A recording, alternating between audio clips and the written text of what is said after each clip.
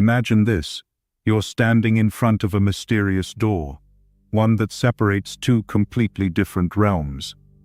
On one side, there's the infinite void, a place where souls exist as pure energy. On the other, our familiar physical world, where bodies take shape, cell by cell, inside the mother's womb. That door? It symbolizes one of the biggest mysteries of being human: the exact moment when a soul enters the body. Now think about your own experience. Can you remember the moment you first became aware of yourself? Of course not. That moment, the arrival of the soul, is something that happens far beyond the limits of our usual awareness. It's not just a physical event. It unfolds simultaneously on emotional, mental, spiritual, and energetic levels. It's layered, complex, and impossible to pin down with a single explanation. Ancient civilizations tried to make sense of it in their own ways. The Egyptians believed the timing was linked to constellations. The Greeks talked about the divine breath that gives life to matter. In Hinduism, the process is more gradual, with the soul anchoring itself into the body in stages. Every culture has its own explanation for this inexplicable moment. But here's where it gets interesting. Nearly all of these traditions agree on one thing. There is a moment, a sacred instant, when something fundamental changes. It's not a vague or random shift. It's an event, and people who know how to tune in can sometimes pick up on the signs. Today, we even have science catching glimpses of this mystery. Neurologists have found that fetal brain activity develops in patterns that can't be explained purely by biological processes. Quantum physicists talk about consciousness states that go beyond physical matter. And psychologists have studied children who show clear personality traits way earlier than you'd expect, long before their personalities should be formed. What makes it even more fascinating is how many mothers report profound experiences during pregnancy. We're talking vivid, emotional dreams, strange energetic sensations, even a feeling of deep spiritual connection that suddenly appears out of nowhere, as if the universe whispers to them, now is the moment. Some spiritual traditions even go further. They say the soul doesn't just arrive, it chooses its moment. It waits until everything is perfectly aligned, emotionally, energetically, spiritually, and then makes its move. And that's exactly what we're diving into today.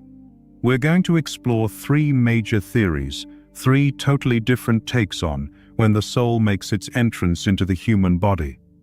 These views have sparked debate for centuries, not just in religious or spiritual circles, but among scientists, philosophers, and mystics as well. Each theory has its own logic, its own kind of evidence, and its own powerful implications for how we understand life, consciousness, and even identity. Theory 1: the soul enters at conception. This theory is common in many Christian teachings and certain esoteric schools. According to this view, the soul enters the moment the sperm fertilizes the egg. That exact instant becomes the soul's green light. A brand new energy signature is formed, one that's never existed before. Proponents of this theory believe that this microscopic fusion creates more than just a new biological life. It creates a spiritual being. It's a spark, literally and metaphorically. Two cells, each carrying the stories of generations past, collide and ignite a brand new energetic field. And the stories from real mothers. They're just as compelling. Some report intense dreams on the night of conception. Others say they felt something shift in their body immediately, long before any test confirmed they were pregnant. They describe it like something inside them just clicked into place. Theory 2: the soul enters at implantation. This theory centers on a slightly later moment, when the embryo attaches to the wall of the uterus. usually about 6 to 12 days after conception. Why then? Well, some traditions say that's the first time the soul can really settle in. It's like the embryo finally has a physical address, a place where it can start anchoring into form. Supporters of this theory point out a fascinating detail. It's exactly during implantation that the body begins producing the hormones that confirm pregnancy. To them, that's not a coincidence. That's the soul signaling, "I'm home." Shamanic cultures often describe this period as a negotiation, a kind of energetic conversation between the soul and the body. The soul is assessing the situation. The body is preparing to receive it. It's not instant. It takes time, patience, alignment. Theory 3. The soul enters at the first heartbeat. This theory is arguably the most poetic of them all. It suggests that the soul enters the body when the embryonic heart starts beating, usually around the 3rd week of pregnancy. At that moment, the heart, smaller than a poppy seed, starts pulsing with life. And for many spiritual traditions, the heart has always been more than just a muscle. It's the seat of the soul, the bridge between the physical and the divine.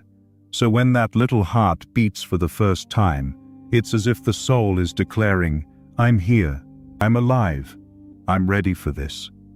Cultures across history, Egyptian, Chinese, Greek, all saw the heart as central to consciousness. Not the brain, the heart. And this theory taps deeply into that wisdom. What's remarkable is how many women, across spiritual backgrounds, describe profound emotional or spiritual experiences at these 3 moments. Some say they felt a presence from the very beginning. Others felt it click into place during implantation. And some remember a flood of emotion and clarity when they heard that first heartbeat. But here's the real twist. What if they're all right? Some advanced esoteric teachings suggest the soul doesn't just drop in once and for all, it arrives in stages. The spark of life, then the emotional bond, then the full expression of consciousness. Each stage bringing a new level of presence, awareness, and purpose. That would explain why different people, different mothers, have such wildly different experiences. And why each theory has its own kind of evidence, its own believers, and its own truth. So, what really happens in the first 40 days of life? That's where we're headed next. Let's talk about something truly sacred, the first 40 days of life. No matter where you look in the world's spiritual traditions, this number, 40, keeps showing up again and again. 40 days and 40 nights of rain in Noah's flood. 40 years wandering in the desert for the Israelites. 40 days of fasting for Jesus in the wilderness. Buddha? He meditated for 40 days under the Bodhi tree before enlightenment. So what's the big deal with 40? In nearly every tradition, it represents a complete spiritual cycle, a time of deep transformation. Not just metaphorically, but energetically. It's a period where something fundamentally new is born. And when it comes to pregnancy, the first 40 days are nothing short of miraculous. Why exactly 40 days? Because it marks a kind of cosmic window. A window in which the soul begins its descent into form, and the body begins its most rapid and foundational transformations. Spiritually and biologically, these first 40 days lay the groundwork for everything that follows. In just these few weeks, a whole universe takes shape. In the first week, the sperm meets the egg and the first cells begin dividing. By weeks 2 and 3, implantation happens and the most basic organs start to form. By week 4, the heart begins to beat. From there, every day brings something new. Limbs, nerves, brain pathways. It's like a blueprint unfolding at lightning speed. Some esoteric teachings say the soul and the spiritual world remain in constant contact during this phase. They describe a kind of energetic umbilical cord, a luminous thread that connects the new being to the higher dimensions it came from. This allows for subtle adjustments, energetic calibrations, and final alignments before the soul fully anchors. And here's the mind-blowing part. Many mothers feel this, even before they know they're pregnant. One woman shared that, during the first few weeks, she kept waking up at the exact same time every night, 3:33 a.m. Each time, she felt like someone had entered the room, not in a scary way, more like a familiar presence. Warm, gentle, watching. She wasn't aware she was pregnant yet. A few days later, a test confirmed it, but she already knew. This kind of experience is more common than you might think. Vivid dreams, sudden intuitive spikes, an unexplained sense of being accompanied. These are all signs that the energetic conversation between soul and body is already underway. In sacred numerology, 40 days equals 5 weeks and 5 days. The number 5 holds deep symbolism. It represents manifestation, the arrival of spirit into matter. Think about it. We have 5 senses, 5 fingers, 5 elements in many traditions. It's the number of the human being fully formed.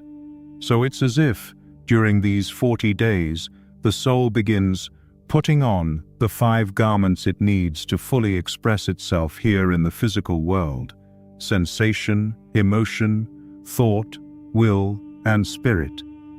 Eastern traditions take this even further. They describe this time as the moment of the first spiritual breath, not the physical breath that happens at birth, but the energetic breath.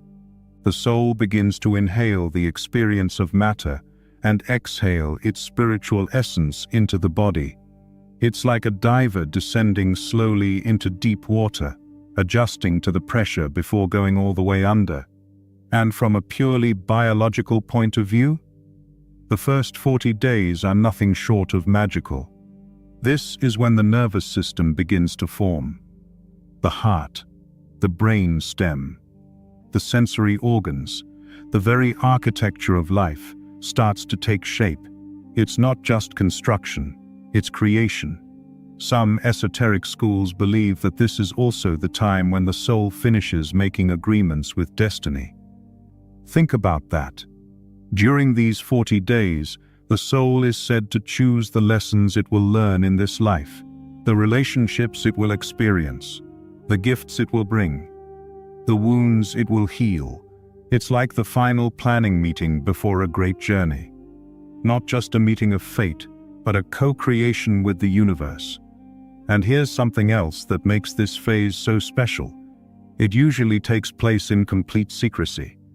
Most mothers haven't even confirmed their pregnancy yet. The world doesn't know, but deep within her, something ancient and profound is already happening. It's as if the soul wants to arrive silently, to make sure the house is in order before it turns on the lights.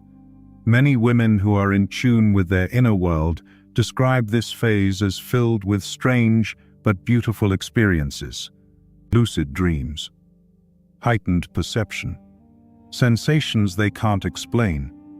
One woman said that during the 5th week, she began hearing a soft humming sound, not with her ears, but in her chest. A kind of vibration, gentle but persistent, and it came only at night.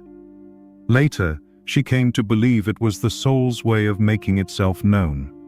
Some spiritual traditions teach that these first 40 days are like the trial period. It's a time when the soul decides whether to fully commit. By the end of the 40th day, according to many ancient beliefs, the decision is made. The energetic link becomes permanent. The journey begins in earnest. That moment marks the end of preparation and the beginning of transformation. For families who understand this wisdom, these first 40 days become sacred. a time for intention, presence, and listening. It's not just about tracking symptoms or marking weeks. It's about opening the heart, creating space, welcoming the new soul into your life with reverence and love. And here's the key takeaway. When a soul enters the body, it doesn't arrive quietly. It leaves clues, signals, signs. They may be subtle, but they're real. And mothers who are paying attention, they often notice. So what are these signs? How do you actually know when a soul has entered? Believe it or not, the universe gives us clues, lots of them. The key is learning how to notice.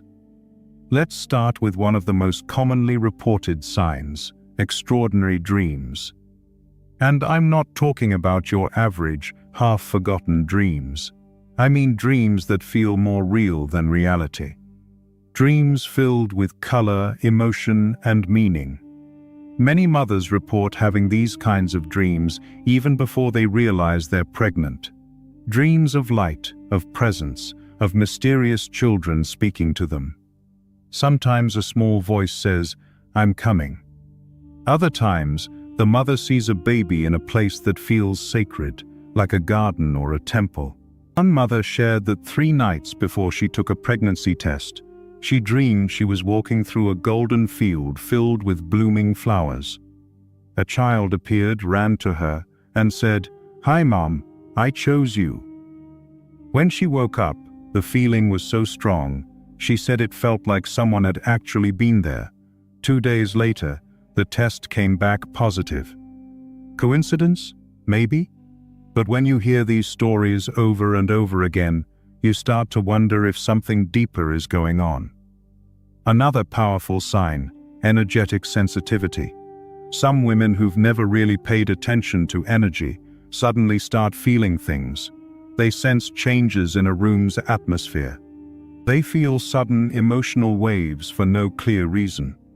They start picking up on other people's emotions more clearly.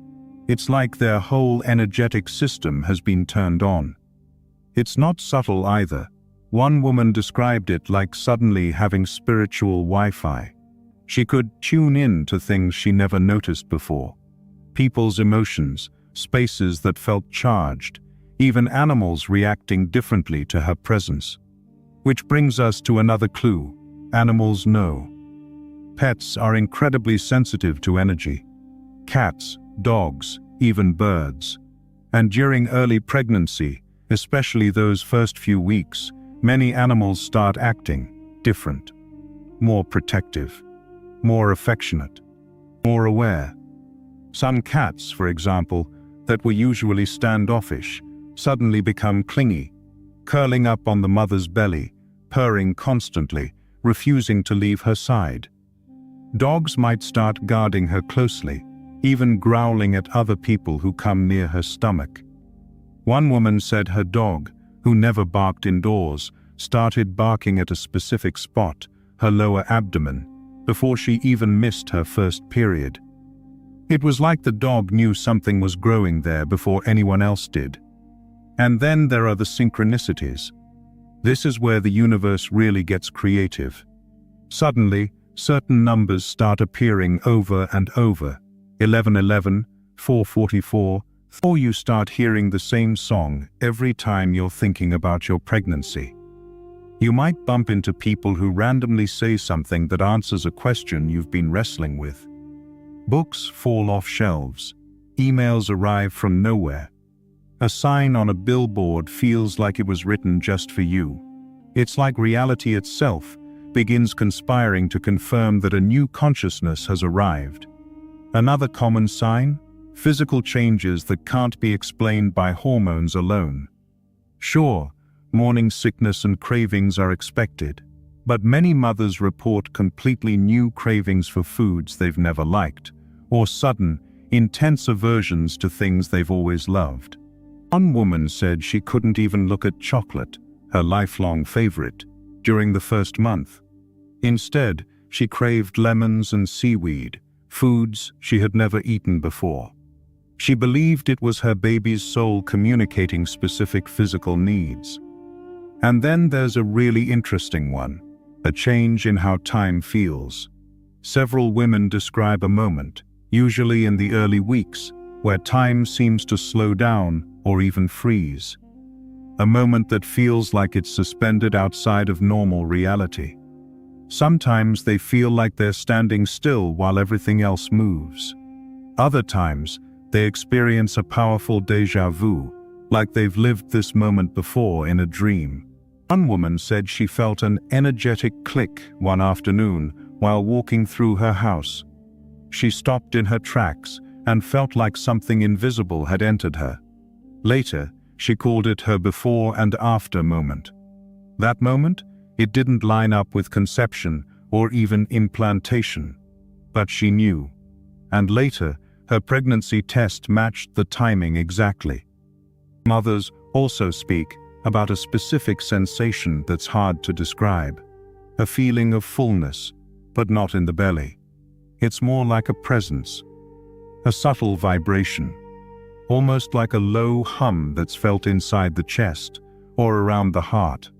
They describe it as something more emotional than physical, a calm intensity, a quiet sense of someone else is here. Some even hear it, not with their ears, but with their whole being. One woman called it the buzz of life, not loud, not constant, but unmistakable. Let's not forget about maternal intuition. Even in the earliest weeks, when technically there shouldn't be much to know, some mothers begin sensing clear details about their baby's personality. They just know the baby will be calm, or stubborn, or joyful.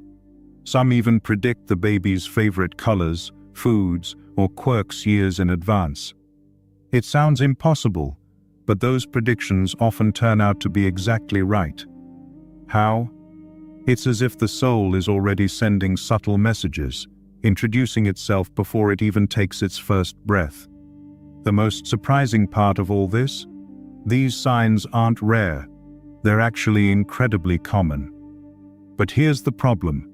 We live in a culture that doesn't really acknowledge this kind of experience. We're taught to dismiss it as imagination, or hormones, or coincidence.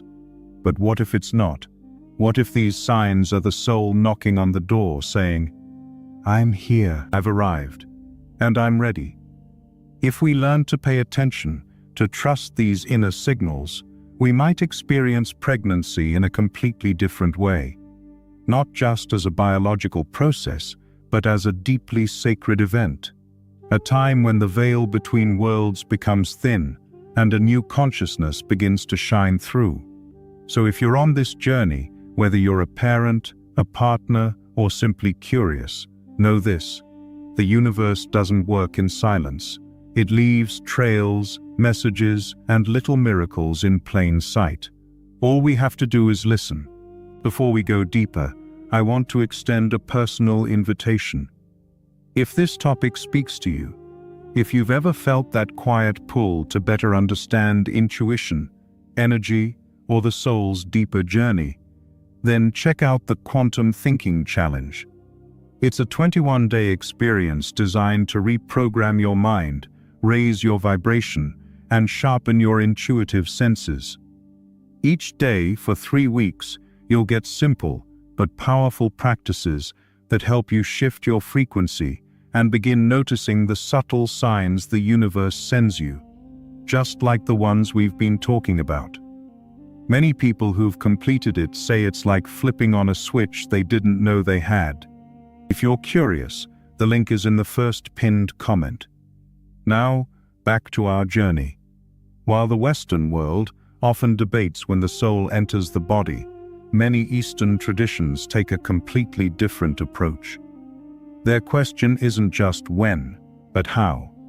Take Hinduism, for example.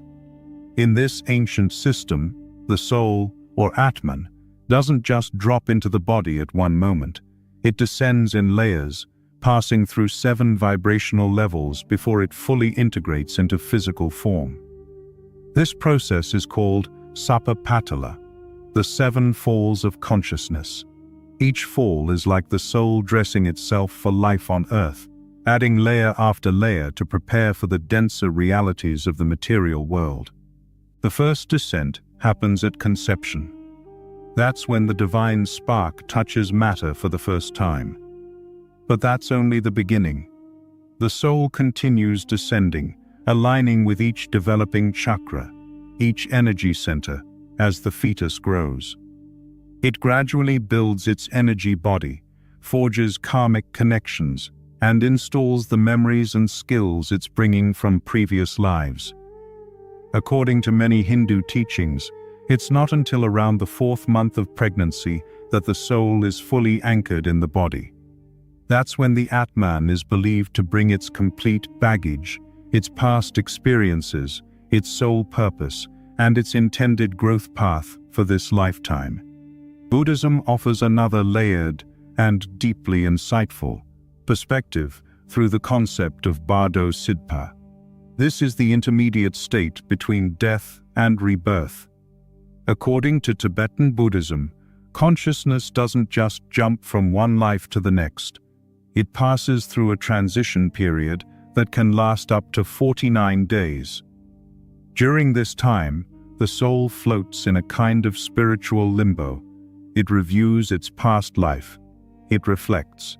It begins to recognize potential new lives, and eventually, it chooses the one that aligns best with the lessons it still needs to learn. But here's where it gets fascinating. Before entering the womb, the soul doesn't just pick randomly. It begins influencing events around the future parents. It nudges meetings, timings, and even emotional states that set the stage for conception. It's like the soul becomes an invisible director, orchestrating everything behind the scenes, so that when the moment finally arrives, everything is just right.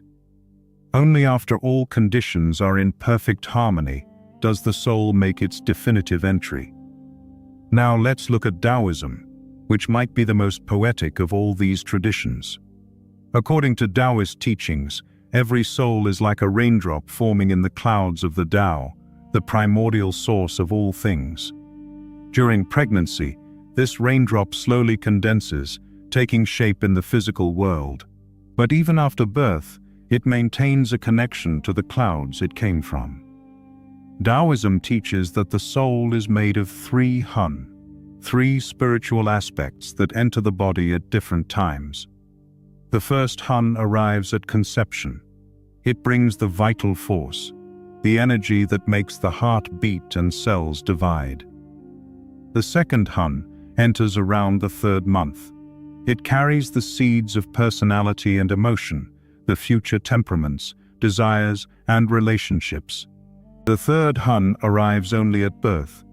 This is the soul's deepest layer, its spiritual wisdom, its connection to the divine, and its long-term purpose. Each hun is like a software update, installed in stages, making the soul's presence in the body more and more complete. This view helps explain why Eastern traditions see each trimester of pregnancy as a sacred phase. Not just for the physical baby, but for the energetic construction of the human being. Each month, a new piece of consciousness installs itself.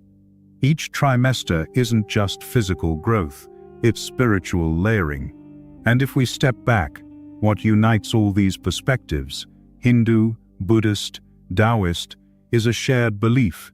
The soul is not one simple thing. It's a multi-layered being, a collection of energies, memories, talents, wounds, and intentions. So when we ask, when does the soul enter the body? The deeper answer might be, in stages. It's a spiritual download, a process, a journey, not a single moment. And because of this, many Eastern traditions have developed incredibly refined methods for supporting the soul's descent.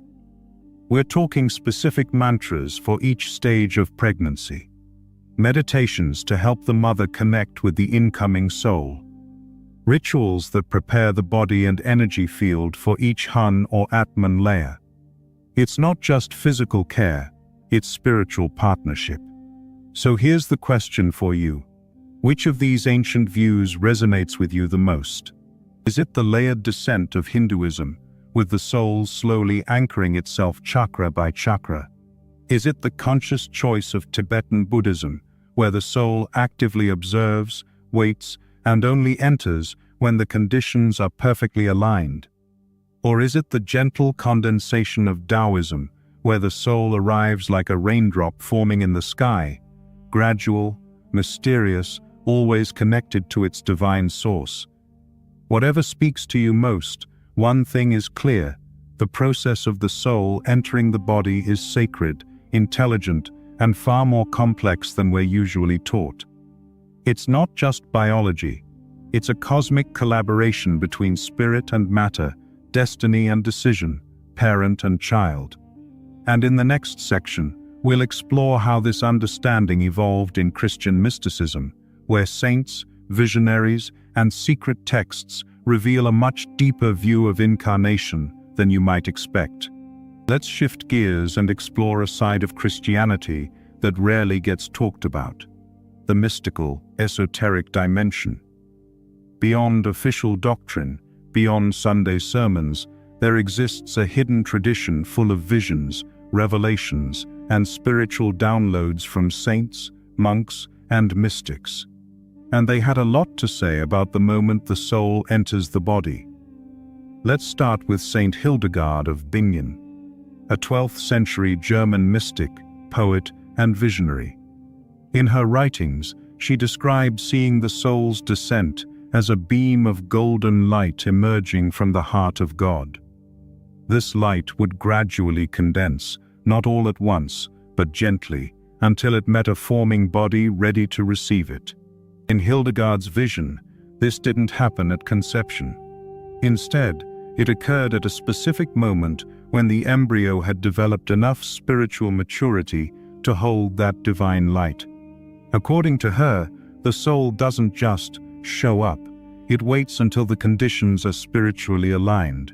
She said that when it finally arrives, it brings with it 3 divine gifts: life, vis vitalis, the animating force that allows the body to live and grow; wisdom, sapientia, the awareness that lets the soul seek knowledge and understanding; love, caritas, the power to connect with others and with God. Each of these gifts, she said, anchors into the body at a different stage of pregnancy, gradually building a full human consciousness. Now that's not something you'll hear in your average theology class.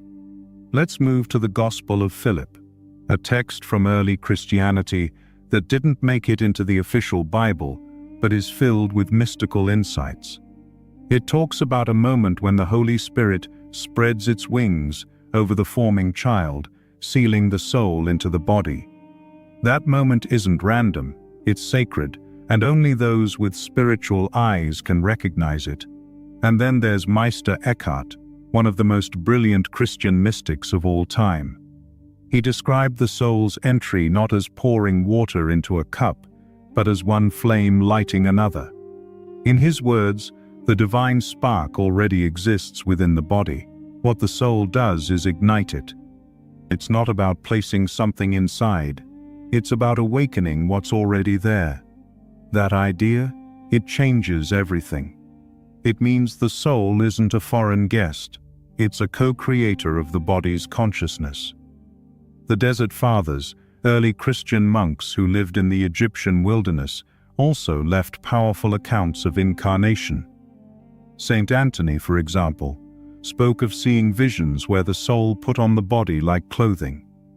But this wasn't just slipping on a jacket, it was more like the body being woven around the soul by angels. A sacred process guided by celestial beings. Esoteric Christianity goes even further. It teaches that we don't just have one body, but 3: the physical body, the etheric body, our energy field, and the astral body, our emotional and spiritual form. The soul, then, must connect with all 3 for full incarnation to happen. First, it attaches to the etheric body in the earliest weeks. Then, it begins weaving into the astral body, often in the second trimester. Finally, it completes its integration into the physical body, often at birth. So from this view, the soul isn't just entering, it's anchoring layer by layer, just like in Eastern traditions. Let's talk about Saint Teresa of Avila. In her deepest mystical states, she described what she called the chambers of the soul.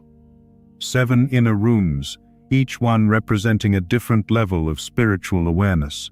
She believed that during pregnancy, each chamber lights up one by one. How long does it take to light all 7? Exactly 280 days, the typical length of a full-term pregnancy. It's as if each day in the womb corresponds to a spiritual unfolding, a new part of the soul's potential being activated. It's like the body and the spirit are building a house together, brick by brick, breath by breath. And then there are the Gnostic Christians, often misunderstood but deeply profound. According to them, the soul passes through 12 celestial spheres before it enters the earthly body. In each sphere, it receives something: wisdom, talents, personality traits, even karmic challenges. By the time it reaches the physical plane, it's already carrying a complete mission kit for the life ahead. The time it takes to travel through those spheres, that determines the exact moment of incarnation. Now, let's talk about someone truly unique. Jakob Böhme, a German mystic from the 17th century, who wrote about something called the spiritual tincture. He said that when the soul enters the body, it deposits this subtle, invisible essence, a kind of energetic fingerprint. This tincture, according to him, is what makes each person totally unique. He claimed that sensitive mothers could feel this moment, not as pain or emotion, but as a kind of sweetness, a divine joy flooding through the body, unmistakable in its purity. And then there's Emanuel Swedenborg, the Swedish philosopher who had countless spiritual visions. He described a silver cord, an energetic connection between the soul and the spiritual world that is established at the moment of incarnation and remains active until death. He said that people with awakened spiritual vision can actually see this cord as a shimmering line of light, always connecting us to the divine realm. What all these Christian mystics agree on is one powerful idea. The soul's arrival isn't random. It's not mechanical. It's not a checkbox in biology. It is a sacred event, assisted by spiritual forces, angels, archangels, even the Holy Spirit itself. It's a carefully orchestrated descent, protected and guided by beings of light. And it continues long after birth, with these same forces walking alongside the soul throughout its entire earthly journey. So while mainstream Christianity often reduces incarnation to a moment of conception, the esoteric Christian view offers something much more poetic, multidimensional, and empowering. It sees every life, not just as a miracle, but as a divine appointment, a cosmic collaboration between heaven and earth. A journey where the soul doesn't just fall into the body, it chooses, it arrives, and it is welcomed. And in the next section, we'll explore the science. Yes, science, that's beginning to catch up with this ancient wisdom. From fetal memory to musical preferences to energetic light fields, modern research is starting to validate what mystics have known for centuries. We've journeyed through ancient wisdom and sacred traditions.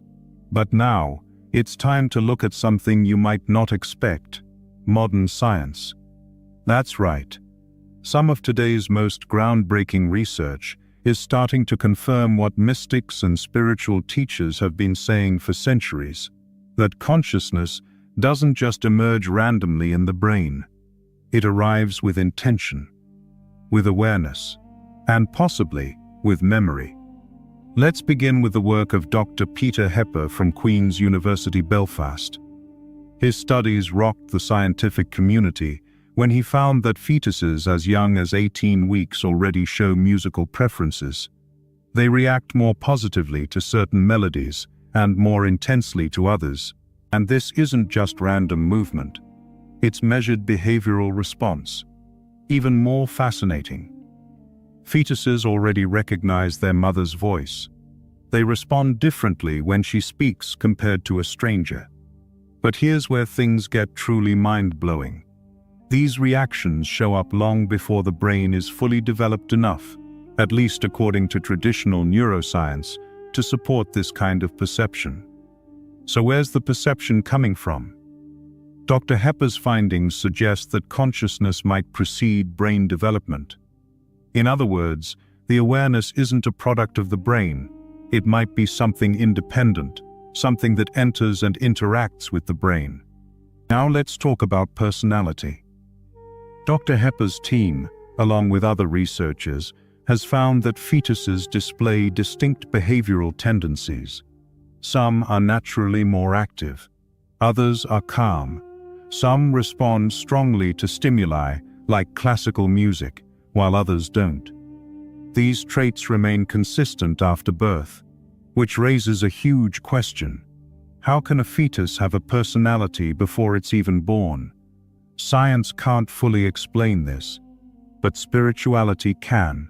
If the soul carries its own energetic signature, its own memory, preferences, tendencies, then it makes perfect sense that those traits would begin showing up in the womb. And the evidence doesn't stop there. Let's look at Dr. Giuseppe Benvenuto, an Italian neuroscientist who documented several cases of what's now called fetal memory. Children, at just 2 or 3 years old, described conversations that happened while they were still in the womb. Some could even recall songs, smells, and visual details from early pregnancy. One child described a lullaby her father sang to the mother when she was only 3 months pregnant. That lullaby wasn't played again until after her birth. Yet she hummed it at 2 years old, perfectly in tune. Another described a room's wallpaper, which had been changed before the child was born, but during the pregnancy. He described the old wallpaper accurately. These aren't isolated stories. They're verifiable, repeatable, and stunning. And what about the emotional connection between mother and child? Dr. Catherine Monk at Columbia University has shown that a mother's thoughts and feelings directly affect her fetus. Not just through hormones, but through subtle emotional resonance. For example, when a mother is stressed, even without showing physical signs, the fetal heartbeat changes. But here's the kicker: it's not just stress. Fetuses respond to emotions, joy, fear, calm, before their brains are fully formed to understand those emotions. It's as if there's a kind of telepathic dialogue happening. Two consciousnesses, mother and baby, coexisting, co-regulating, and communicating in ways science is only beginning to uncover. And now we get into some truly cutting-edge work, the science of biophotons. Dr. Fritz Albert Popp, a German physicist, discovered that living cells emit tiny pulses of light, called biophotons. These aren't just random flashes. They appear to carry information. In fact, some believe they may be the foundation of cellular communication, a kind of biolight code. During pregnancy, researchers observed that the biophotonic field around the fetus changes dramatically at specific points, especially around key developmental milestones like implantation, the first heartbeat, and rapid brain growth. But these changes can't be fully explained by biology alone. Some researchers theorize that this light field may actually be influenced by consciousness itself, an external intelligence expressing itself through light. In other words, the soul might be literally shining as it builds its home inside the body. Let's now turn to the work of Dr. Kazuo Murakami, a Japanese geneticist who discovered something extraordinary. Certain genes related to higher cognitive function, intuition, and creativity activate spontaneously during pregnancy. No external trigger, no chemical signal, just activation. Why? Dr. Murakami believes that these activations might be directed by non-physical forces, what he calls consciousness programming. In short, the soul could be turning on specific switches in the DNA to prepare the brain for its own mission. And if that's true, then DNA isn't a static code. It's a responsive platform for the soul's expression. Let's pause for a moment and take this in. We have evidence of personality traits in the womb, verified cases of fetal memory, clear emotional communication between mother and child, subtle light emissions that shift during soul-related milestones, and spontaneous genetic activations that appear timed with consciousness development. Now add to that the discovery of the critical 25E period. This refers to a stage during fetal development, around week 25, where there's a massive explosion of neural connectivity. Suddenly, the brain begins wiring itself in ways that don't fully match physical growth expectations.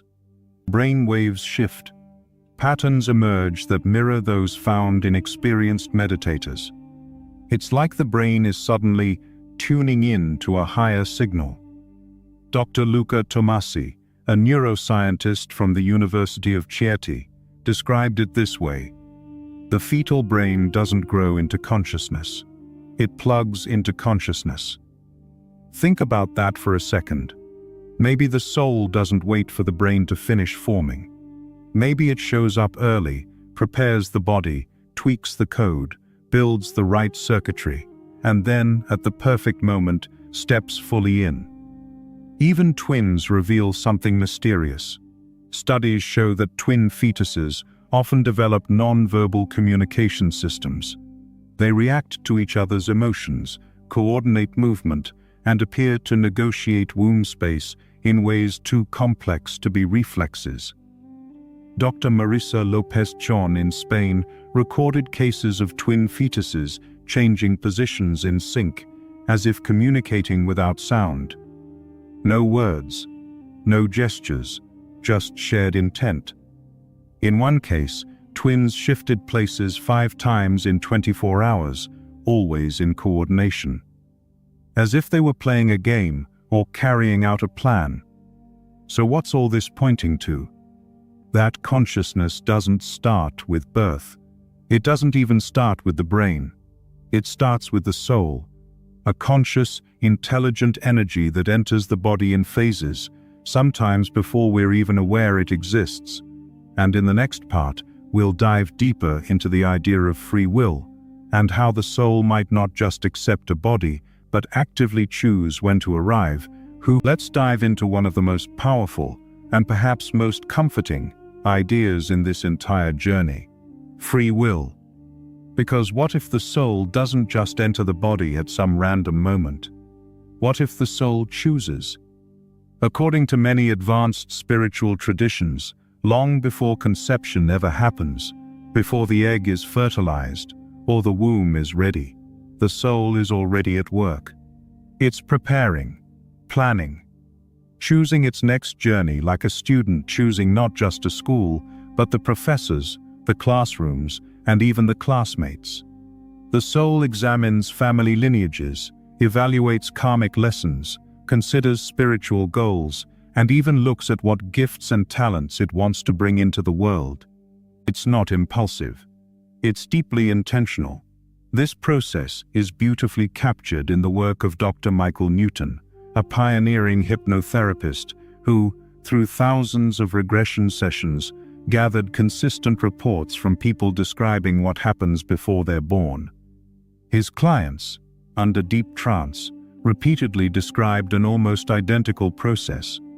First, they find themselves in a spiritual space with guides or soul councils, beings of higher wisdom who help review past experiences and plan the next life. Then, they begin exploring possibilities. Which family would best support their soul's mission? What relationships would serve their evolution? which challenges could help them grow. And when all of that is chosen, there's still one more decision to make: when to enter.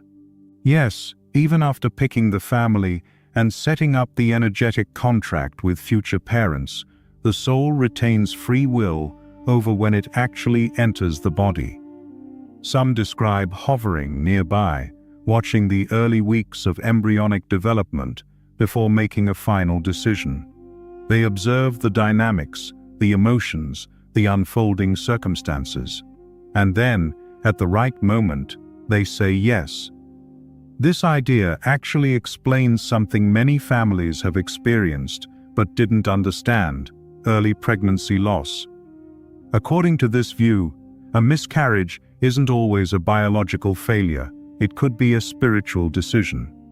The soul may have realized the timing wasn't right, the conditions weren't aligned, or perhaps it only needed to connect briefly before stepping back again. This perspective brings peace to many who've experienced loss, because it reframes the event, not as something that went wrong, but as part of a larger, more mysterious plan, a soul trying to find the right doorway into the world. And here's something fascinating. Many spiritual traditions say the soul is watching for a very specific moment, a cosmic green light. In advanced astrology, the soul waits for certain planetary configurations to be perfectly aligned with its life purpose. If the stars aren't right, it may wait. If an ideal window is coming, it may accelerate its entry to catch it. It's as if the soul knows that timing is everything. Some parents even report dreams or visions of the future child long before conception. These aren't vague impressions. These are direct encounters. A child appears and says, "I'm coming to you. This is who I am. This is when I'll arrive." In some cases, they even describe their future personality or what they came here to do. One woman described a dream where a little boy appeared in a glowing forest. He told her his name, what he would look like, and said, "You'll meet me in June." She wasn't even thinking about pregnancy. But 6 months later, she conceived, and the child born the following June looked exactly like the boy in the dream. These stories are more common than you'd expect, and they suggest something incredible: that your child's soul chose you. With all your strengths, all your flaws, all your history, it saw everything and still said, "Yes, I want to experience life through you." It's not just biology, it's partnership. This perspective completely transforms the parenting experience. When you realize that your child chose you, it shifts how you show up. Every challenge becomes more meaningful. Every moment becomes an opportunity for shared growth. It's no longer just about raising a child. It's about walking beside a soul on a sacred journey. And it brings us to one of the most profound ideas in this entire conversation. The moment of entry is not fixed. It's fluid, intentional, and personalized. The soul waits. It watches. It calibrates. And then, at the exact moment when everything is aligned, physically, emotionally, spiritually, it enters. Not a second too soon. Not a moment too late. And when it does, it leaves subtle but unmistakable signs. A shift in energy. A profound dream. A knowing that something just changed. Sometimes the soul even sends a test signal, a preview, a moment of deep connection or intense synchronicity that tells the mother, "I'm almost here." This process is so beautifully complex, it's almost impossible to map. But it shows us that birth isn't just something that happens, it's a co-created event, a three-way agreement between the father, the mother, and the arriving soul. Each brings their own intention. Each plays a sacred role. So, if you've ever felt something during pregnancy that you couldn't explain, a dream, a sign, a strange emotional wave, maybe it was your child's soul saying hello. Maybe it was their first whisper. And in the next section, we'll explore how these soul arrivals show up in real-life mystical encounters, from dreams to physical sensations to profound spiritual messages, and how to recognize them when they come. So, how do you know when a soul has arrived? Not biologically, not medically, but energetically. Because while the outside world might not notice a thing, many mothers describe something extraordinary, a kind of inner awakening that signals, unmistakably, someone has just entered. Let's talk about these mystical encounters, the signs and sensations that show up during early pregnancy. Signs that are often subtle, but undeniable once you learn how to recognize them. The most common sign: dreams that feel more real than reality. These aren't the kinds of dreams you forget in the morning. They linger. They feel vivid, meaningful, full of emotion, and sometimes full of someone else's presence. In these dreams, women often meet a glowing child, or a peaceful voice speaks directly to them.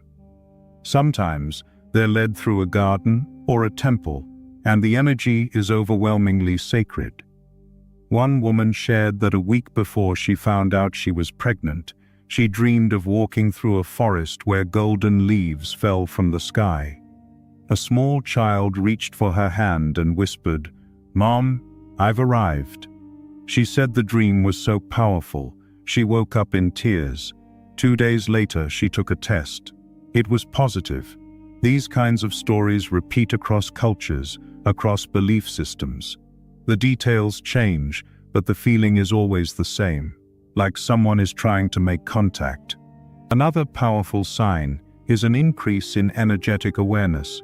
Some women say that in the first few weeks of pregnancy, it's like their spiritual antenna suddenly gets supercharged. They notice subtle changes in energy, feel shifts in the room, pick up on people's emotions with intense clarity. A woman once described it as feeling like a tuning fork. The soul's presence sharpened her intuition, like she was syncing up to a higher frequency. She started hearing music in her head, noticing repeating numbers, even seeing flashes of light when she closed her eyes. She said, "I didn't feel pregnant, I felt connected."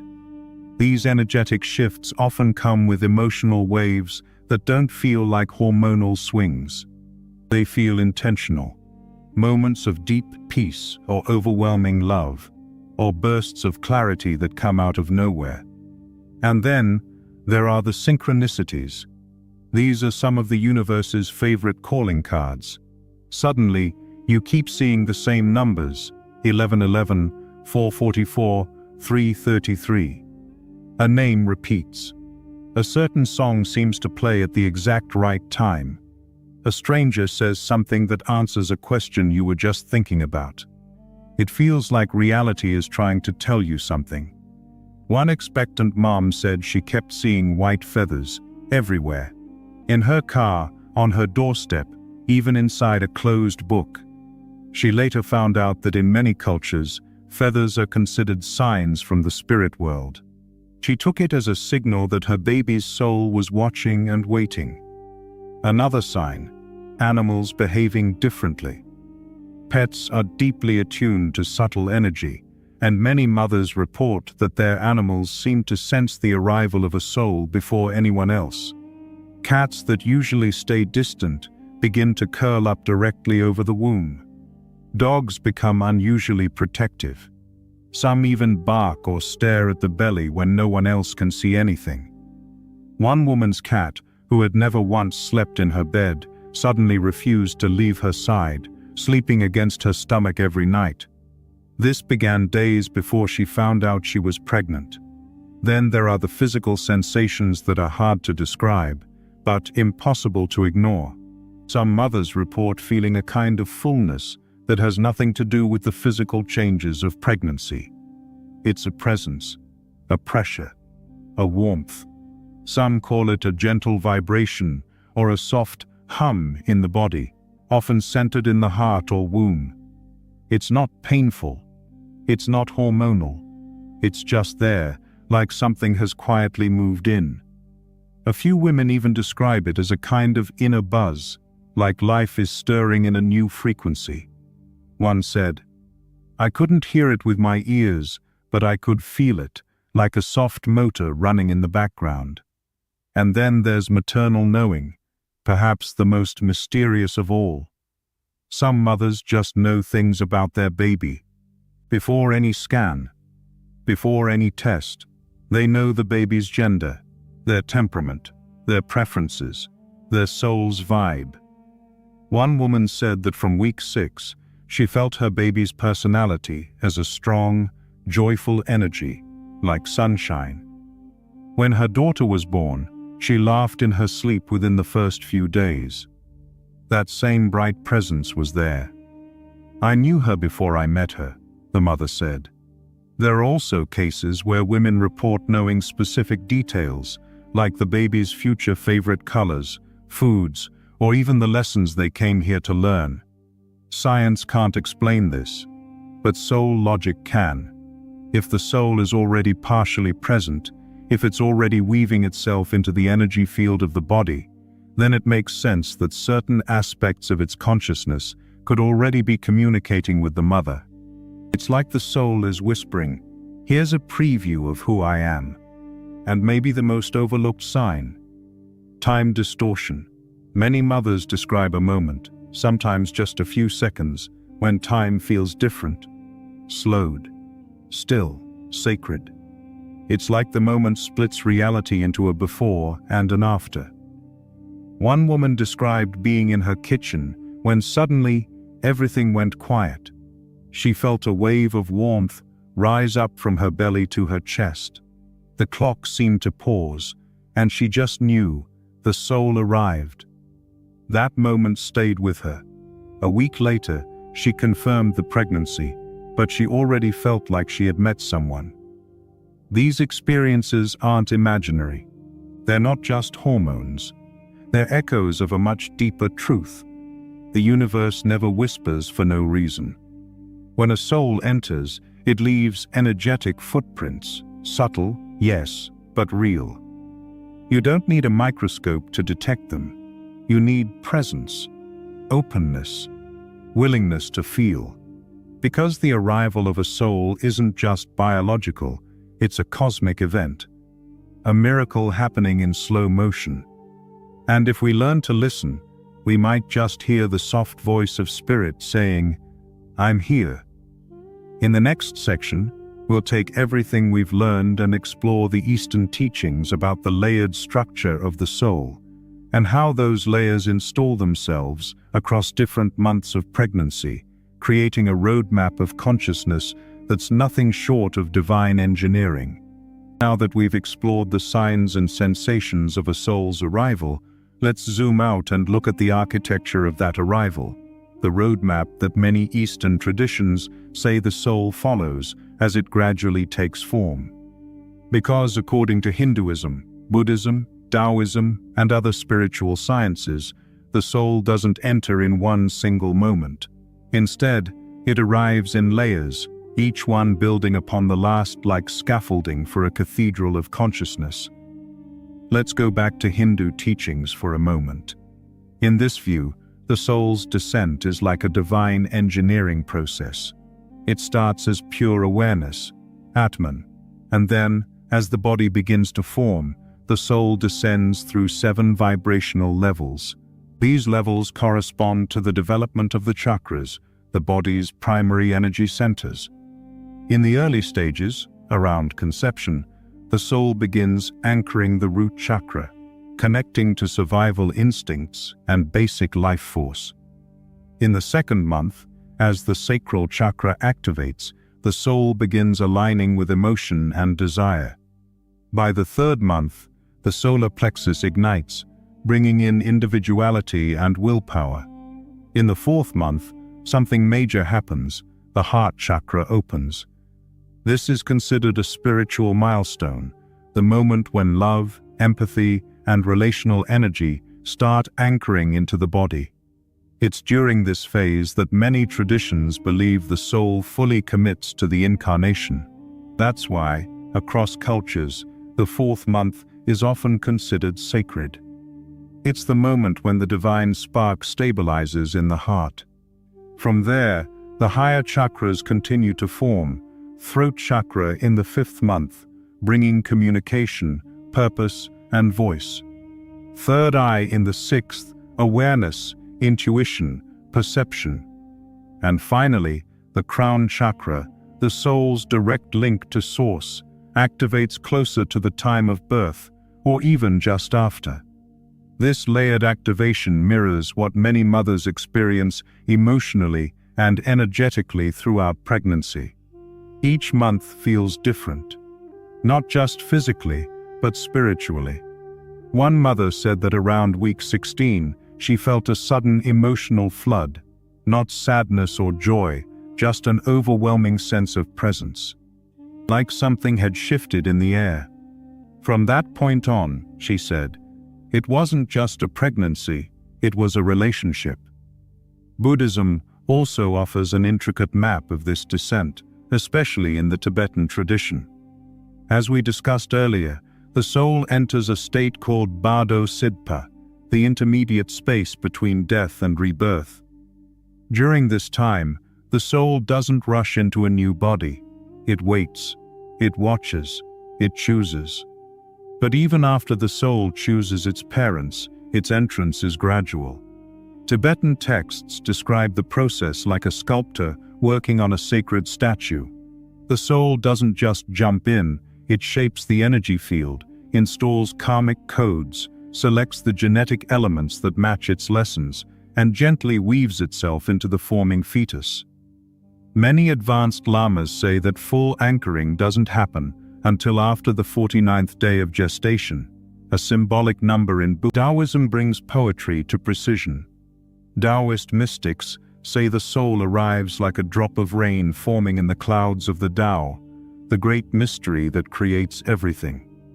This drop gathers spiritual essence from the upper realms, and then, during gestation, it condenses slowly, step by step, toward physical form. But what's truly unique in Taoist belief is the concept of the three hun, the three spiritual aspects of the soul. The first hun arrives at conception. This is the life force, the blueprint, the will to be born. The second hun descends around month 3, the personality layer, emotional depth, and karmic memory. The third hun comes closer to birth, bringing spiritual purpose, higher wisdom, and destiny.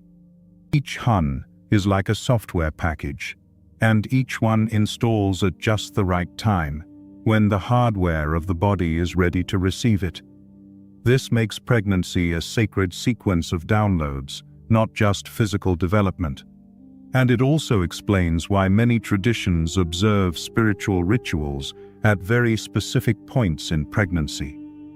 These aren't random traditions, they're timed to align with the soul's anchoring process.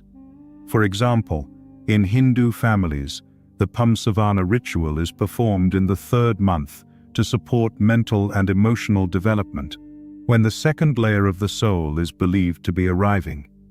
In Taoism, the fourth month is often marked with chants and meditations to welcome the higher aspects of the soul.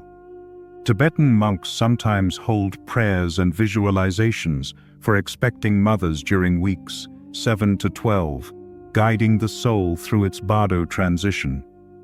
These rituals aren't just symbolic.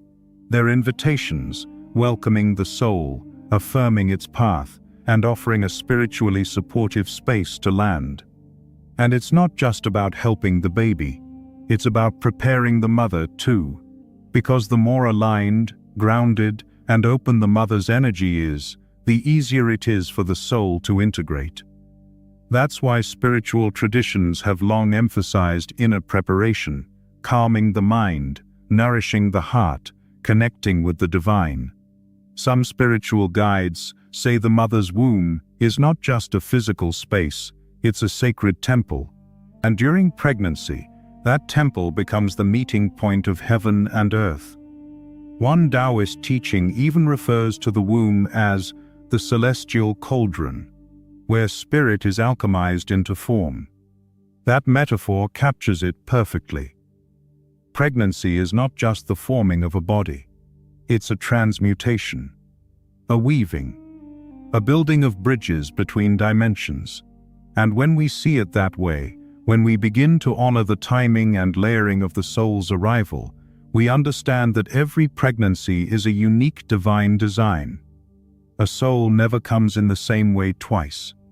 Each journey is personal, precise, cosmic, and in the next and final part of this series, we'll bring it all together, combining the ancient with the modern, the mystical with the scientific, to understand what it really means to welcome a soul into the human body, and why that moment is one of the most sacred events in the entire universe. So now we arrive at the final part of our journey.